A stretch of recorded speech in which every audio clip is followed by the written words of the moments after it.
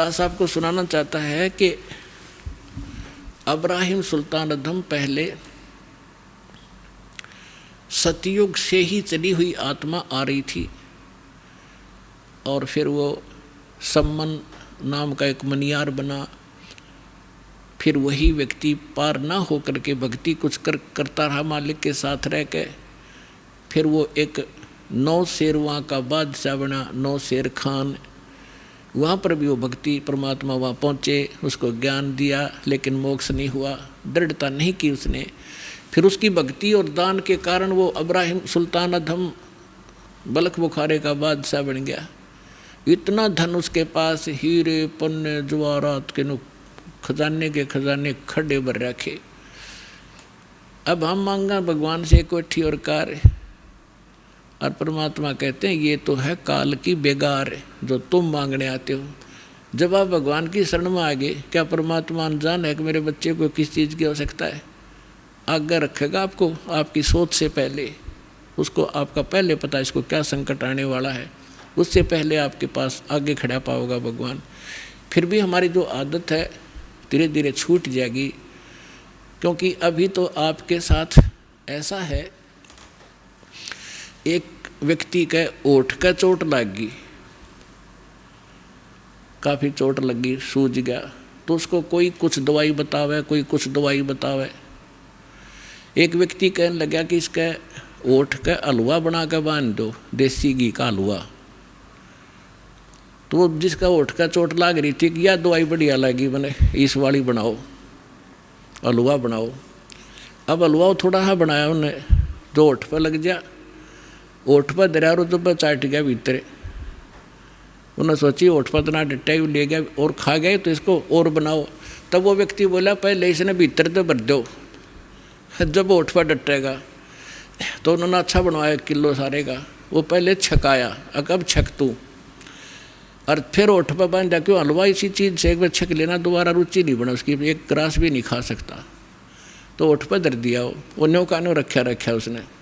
तो आज आप का ओठ का चोट लाग रही है और आप यहाँ जो मांगन आते हो ना, परमात्मा पहले आपने उनसे भरेगा, अंदर से भरेगा, आपकी सारी फुलफिल पूरी करेगा जो भी रिक्वायरमेंट होगी। और फिर आप ओठ पर डटने दोगे।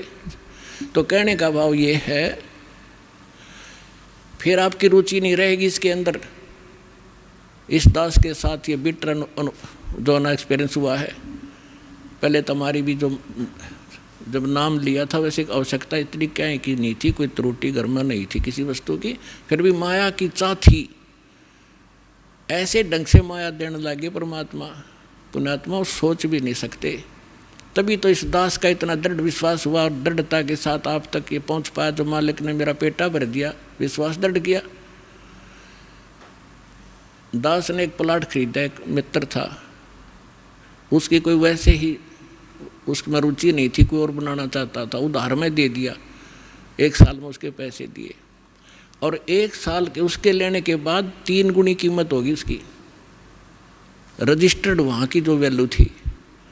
बताओ, हम वैसे उस नौकरी में हेरा फेरी करके मेरे ख्याल में सारी उम्र नहीं कमा सकते थे। उसने 2-1.5 साल में मालिक ने वो ऐसे भर दिया, वह उठ की चोट भर दी। और फिर ये ज्ञान पता लग गया, किसी ने के सिर में मारेंगे, माया जगनी होगी तो फिर यह दुखी करेगी। तो पुण्यात्माओं, पहले आपके ओठ की चोट के लिए आए हो, ये भी आपका सारा काम होगा।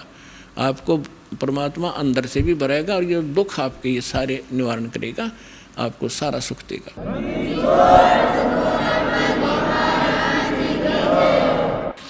और फिर आपको ये माया विष दिखाई देगी, रुचि नहीं रहेगी आपकी इस ज्ञान के होने के बाद। फिर आपको ये पता चलेगा यदि मेरे पर आपत्ति कोई आवेगी तो भगवान खड़ा पाओगा। कबीर साहब कहते हैं, कल्पे कारण कौन है, कर सेवा नी काम, और मन इच्छा फल दूंगा जब पड़े मेरे ते काम।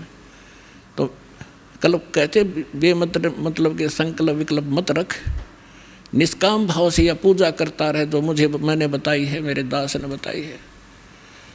और जब तेरे ऊपर कोई आपत्ति आएगी तो जब मेरे सत्र का काम होगा, परमात्मा के सत्र का काम राष्ट्रपति नहीं कर सकता। जैसे एक पिता पुत्र जा रहे हैं कहीं पर, अब एक्सीडेंट में पुत्र मारा गया, पिता बच गया, बता पिता ने क्या सुरक्षा कर दी। अगर हम ये सोचे थे राष्ट्रपति हो पिता, तो परमात्मा साथ होगा, वहाँ धनी का काम था जो आपकी रक्षा करता।